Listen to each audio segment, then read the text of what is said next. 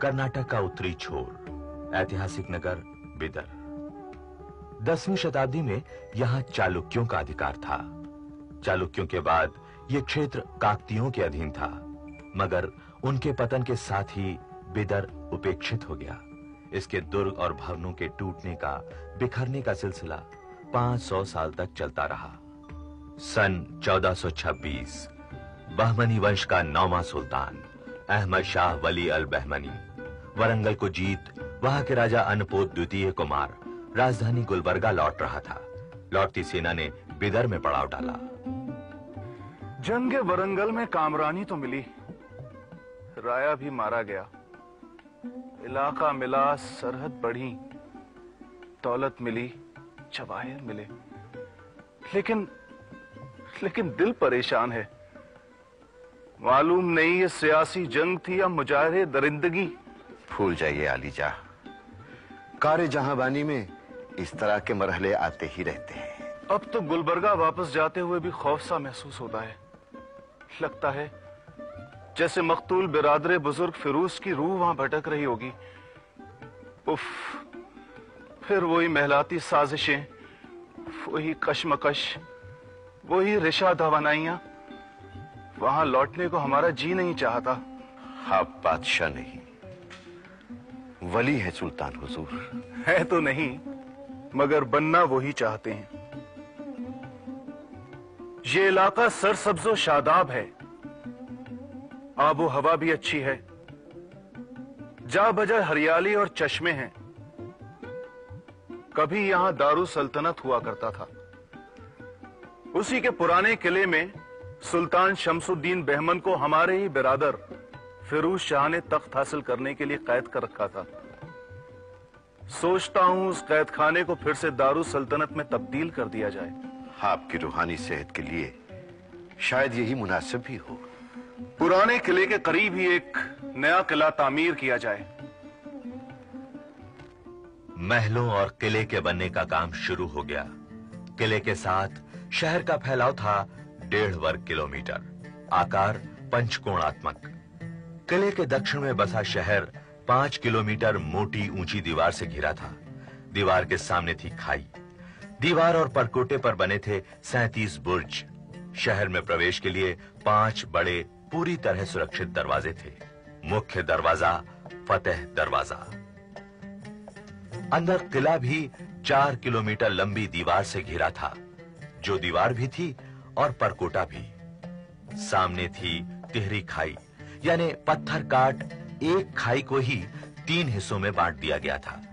ये थी दक्षिण भारत के शिल्पियों की देन। बुर्ज के नीचे की जमीन को काटकर ढालुआ बना दिया गया था। किले के अंदर का बुर्ज काला बुर्ज। मुख्य प्रवेश द्वार। प्रवेश के लिए इस तरह के 7 दरवाजे और थे। इस दोहरे दरवाजे के दोनों ओर पहरेदारों के लिए जगह है। नाम है शर्ज दरवाजा। शर्ज यानी बाघ, सुरक्षा का प्रतीक। थुल्थ शैली की यह खत्ताती 70 साल बाद इस दरवाजे के ऊपर लगाई गई थी। और देखिए, चीनी मिट्टी के रंगीन टुकड़ों के प्रयोग ने इसे एक कलात्मक कृति बना दिया है। यहां से गुंबद दरवाजे तक पहुंचने के लिए शमशीरों और बर्छियों की छाया से गुजरना पड़ता था।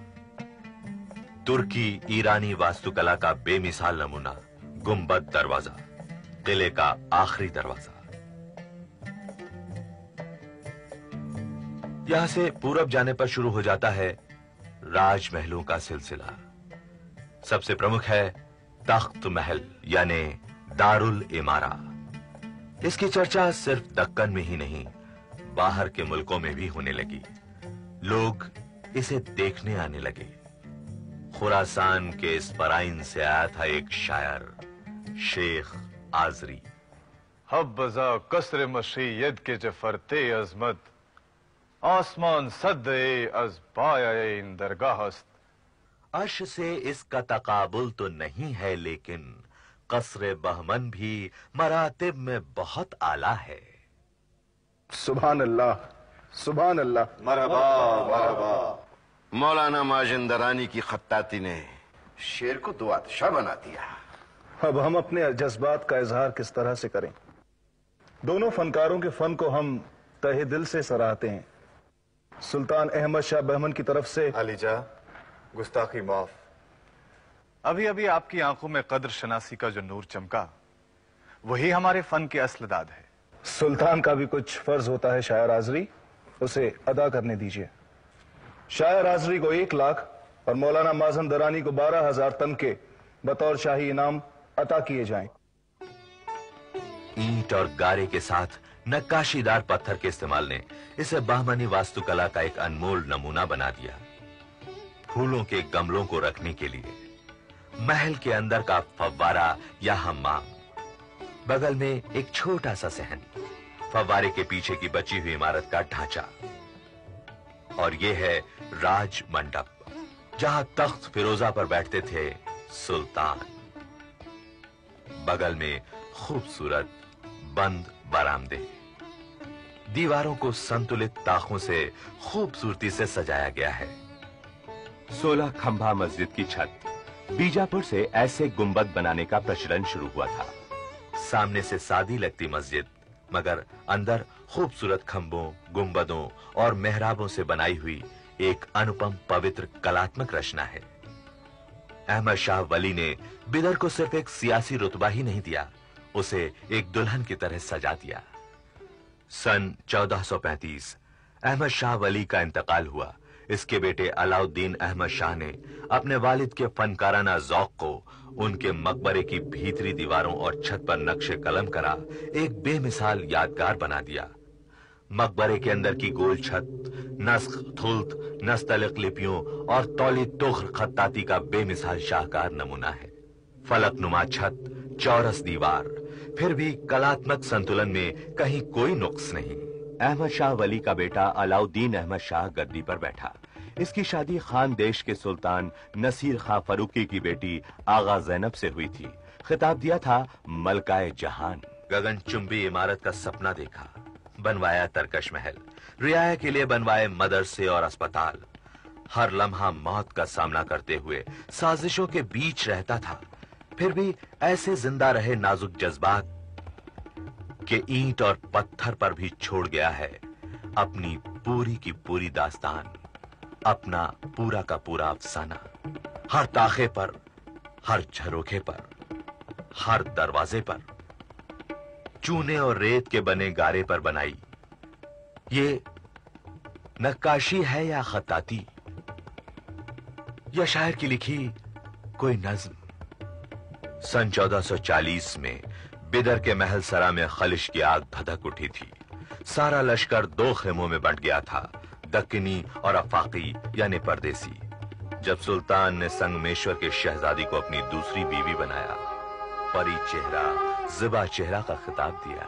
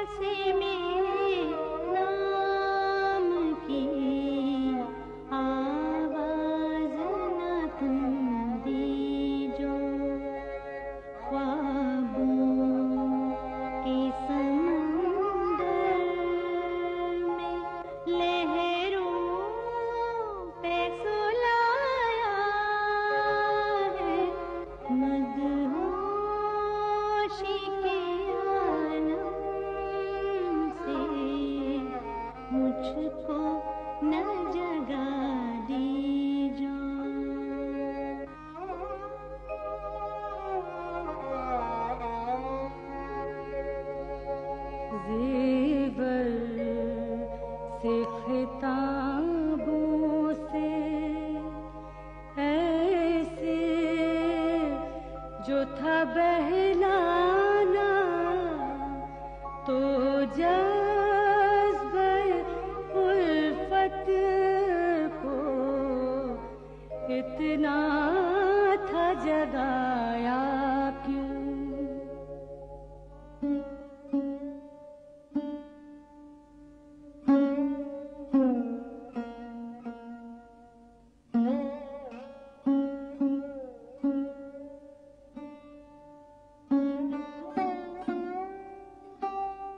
हमाम का वक्त हो गया है मलका आलिया। अब शाम के वक्त हमाम में जाने से क्या फायदा? किसके लिए बनना है? किसके लिए संवरना है? मगर नहीं, मैं अपनी किस्मत पर शाम की स्याही नहीं चढ़ने दूंगी। मेरा कलमदान लाओ। जो हुक्म मलका आलिया। अब्बा हुजूर, सलामो एहतराम। उन्हें ना तो दीन की खबर है ना दुनिया की। बुत परस्ती का शेवा अपना रखा है। नहीं, हम बिदर जाएंगे। सिपाह को कूच का हुक्म दिया जाए।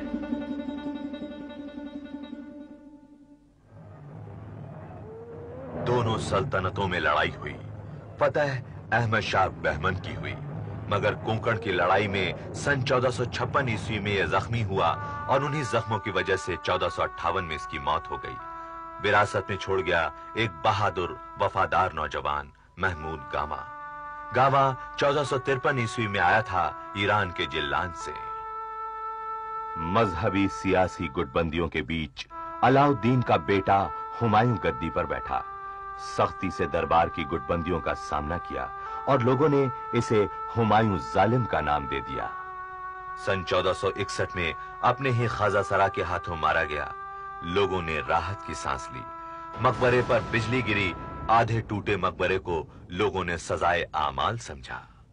मोहम्मद शाह बहमन हुमायूं का दूसरा नाबालिग बेटा गद्दी नशी हुआ और इसी के साथ शुरू हुआ बहमनी सल्तनत का स्वर्ण युग। खुशहाली आई, सरहदें बढ़ी। सल्तनत की जिम्मेदारी वकील उल सल्तनत महमूद गामा पर डाल दी गई। महमूद गामा ने अपनी कमाई से बनवाया था ये मदरसा। समरकंद के बहुचर्चित उलूग बेग मदरसे से भी ज्यादा खूबसूरत था ये। उस्तादों के लिए, तुलबा के लिए पढ़ाने का, पढ़ने का काफी अच्छा इंतजाम था यहाँ। किले के अंदर महलों को नया रूप दिया गया। इंद्रधनुष को छूने का सपना देखा था सुल्तान ने। बनवाया ये गगन महल।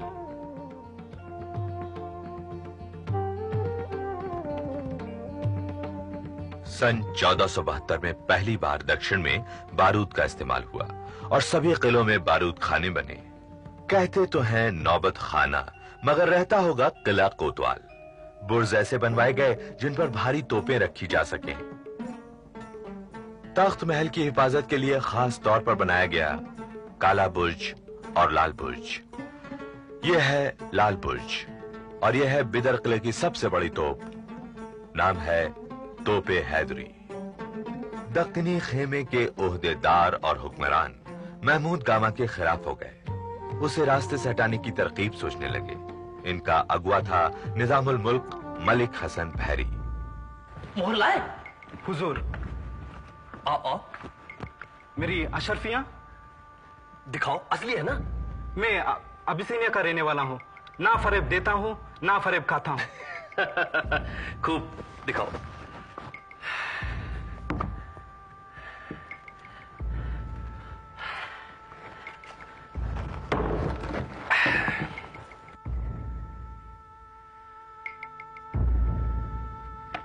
अब वकील सल्तनत महमूद गामा की जिंदगी मेरी मुट्ठी में है। अब निजामुल मुल्क हसन भैरी को मलिक नायब वकील सल्तनत बनने से कोई नहीं रोक सकता। पढ़िए क्या लिखा है। जी। आफ्ताबुन नस्ल गणपति उड़ीसा के राजाधिराज श्री पुरुषोत्तम की खिदमत में बीदर के खाकसार महमूद गामा का सलाम। मालूम हो कि बहमनी सुल्तान मोहम्मद शाह लश्करी के रंगरेलियों और जुल्मो सितम से न सिर्फ रियाया बल्कि सारा लश्कर हरासा और बदगुमान है। सुनहरा मौका है, रास्ता साफ है।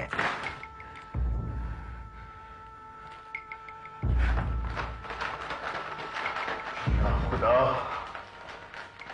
तेरा शुक्र अदा किया कि तूने हमें इतनी बड़ी सल्तनत और महमूद गामा जैसा खिदमतगार, ये तो नेमतें अता की। लेकिन आज क्या करें? आपसे हमारी इल्तिजा है कि आप कुछ दिनों के लिए दारुद सल्तनत से बाहर चले चलें। नहीं कुर्बेग, नहीं।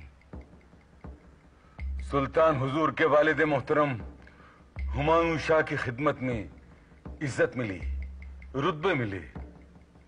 ये दाढ़ी सियाह से सफेद हुई। अब अगर उनकी औलाद के हाथों ये दाढ़ी सुर्ख होती है तो इसे मैं अपनी सुर्खरुई समझूंगा। इसकी बाबत अलीजा, पंजे तेरे पाक की कसम, मैं कुछ भी नहीं जानता। जौहर! अशहदु अन ला इलाहा इल्लल्लाह, अशहदु अन्न मुहम्मदर रसूलुल्लाह, अशहदु अन्न अलीयन वलीउल्लाह। उसकी सारी दौलत शाही खजाने में मुंतकिल कर दी जाए।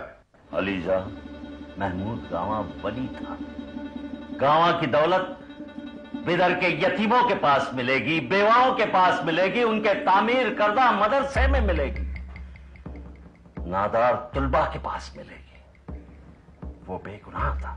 और वो मकतूब कहां से मिला था? वो मकतूब कौन लेके गया था उसे?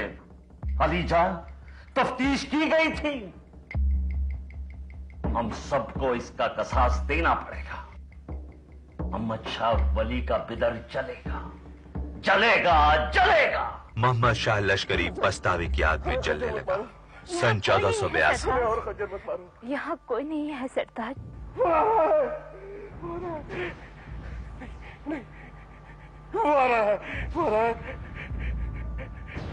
महमूद गवा, महमूद गवा, हमें माफ कर दो महमूद गवा। या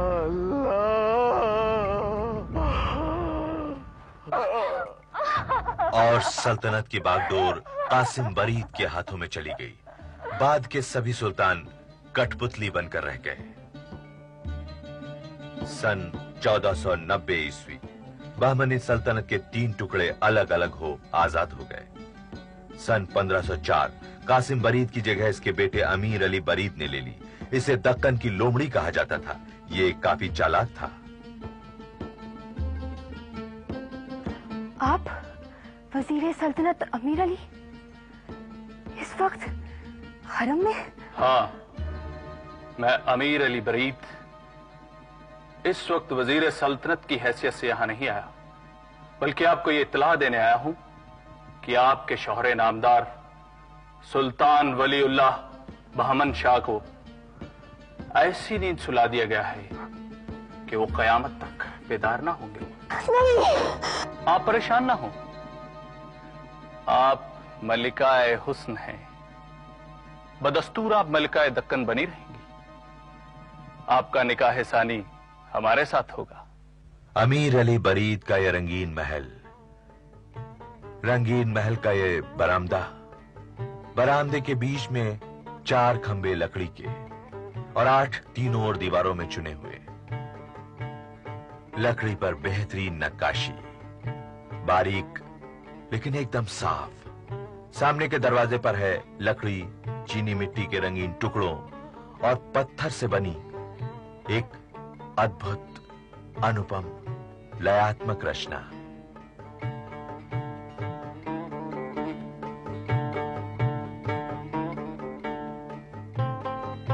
पत्थर के खांचे में सीपी जड़ ख्वाबगाह के इस दरवाजे को खूबसूरत गहना बना दिया गया है। 8वीं शताब्दी के बाद से तुर्की, ईरानी, अरबी दस्तकार और राजगीर आने लगे और अपने साथ लाए दीवार और फर्श को रंगीन मिट्टी के टुकड़ों से सजाने की चीनी इतालवी कला।